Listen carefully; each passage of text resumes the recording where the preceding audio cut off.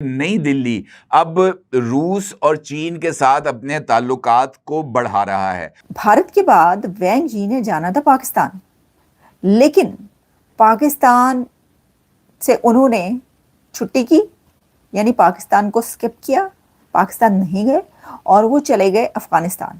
کیا وجہ ہے کہ پاکستان کے ہی لوگ اتنے بے وقوف اور چوتیا بن سکتے ہیں؟ اور کیا وجہ ہے کہ پاکستان کے لوگ محض ایک الفاظ کے اوپر کی چوتیا لفظ کہہ دیا ہے ہمارے تو گھر میں بڑا مسئلہ پڑ گیا ہے؟ بھارت نے بین البراعظمی میزائل اگنی 5 کا تجربہ کر لیا ہے۔ یہ میزائل 2 ٹن وار ہیڈ کے ساتھ 5000 کلومیٹر اور کم وزن کے وار ہیڈ کے ساتھ 8000 کلومیٹر تک مار کر سکتا ہے۔ اس حوالے سے امریکہ اور یورپ مکمل طور پر ہائی الرٹ پہ ہیں، کیونکہ بھارت کی رینج پہ اس وقت یورپ آنے جا رہا ہے۔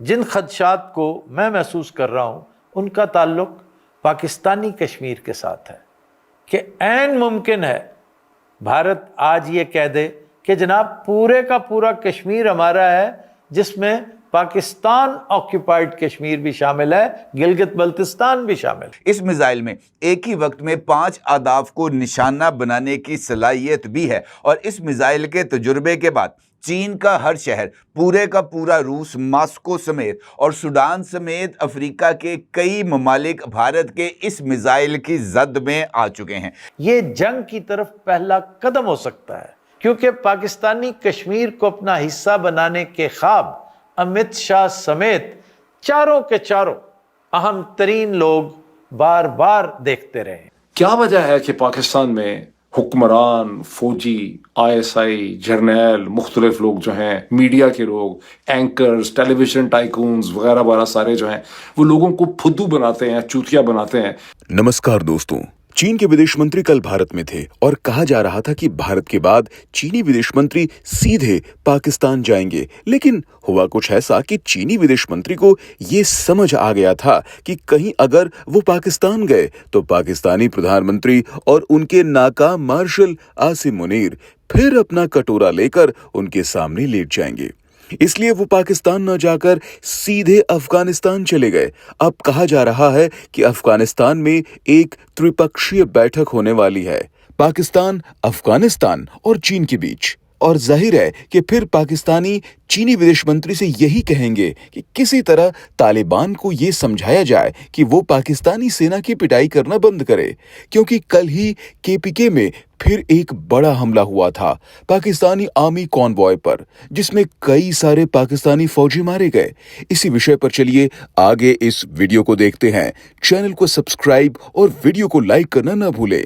جے ہند۔ آج بھارت کے وزیر داخلہ یعنی minister for home affairs Amit Shah reorganisation of Jammu and Kashmir bill پیش کرنے جا رہے ہیں۔ یہ ری آرگنائزیشن کیا ہے یا کیا ہو سکتی ہے، کیا ہوتا نظر آ رہا ہے، کیا متوقع ہے؟ عین ممکن ہے کہ اب جموں اور کشمیر کو بھارت کی باقاعدہ ریاست بنا دیا جائے۔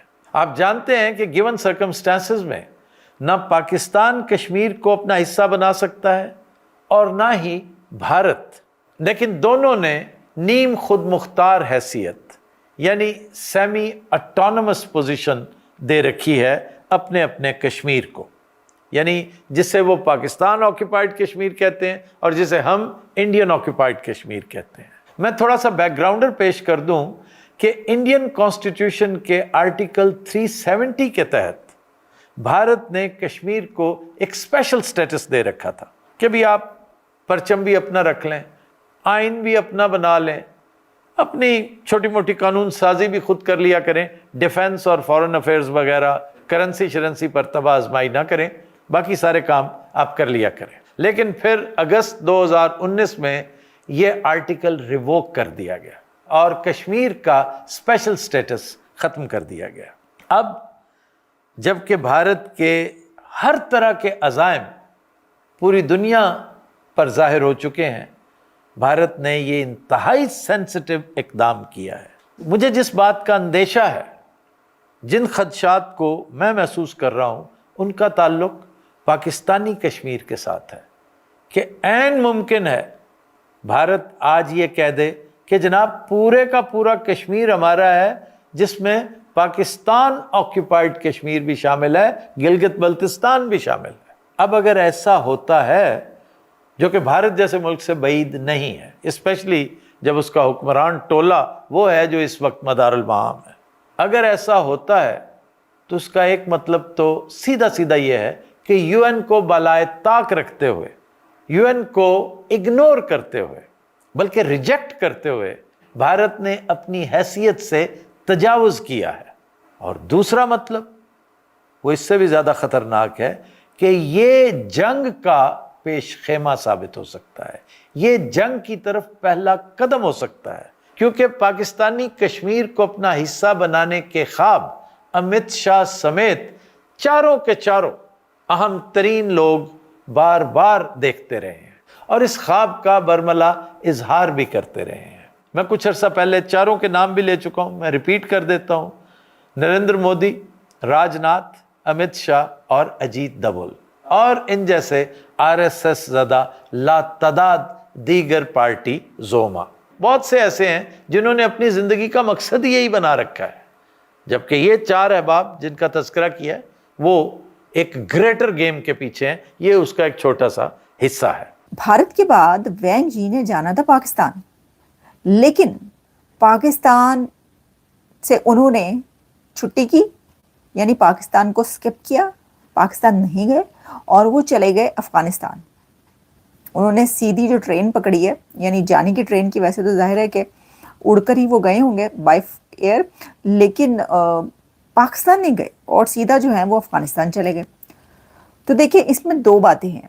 ایک تو یہ کہ ایسے وقت میں, ایسے سمے میں کہ جب چائنا کو انڈیا کی ضرورت ہے, تو وہ ہر وہ کام کرنے کی کوشش کرے گا جو کہ بھارت کو خوش کر دے.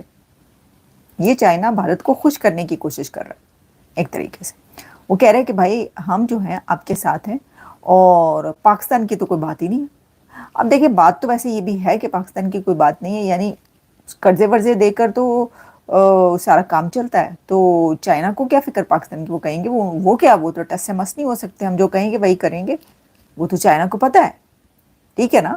تو اس کے اندر وہ کہتے ہیں کہ یہ جو اس وقت جو ہے یہ ٹرمپ کو کر کے دکھانا ہے, کیونکہ امریکہ کو ہم یہ کر کے دکھا رہے ہیں اور ہم بھارت کو یہ بتانے کی کوشش کر رہے ہیں, ہم ان کو یہ یقین دہانی کروا رہے ہیں, میک شور کرا رہے ہیں کہ چائنا آپ کے ساتھ ہے.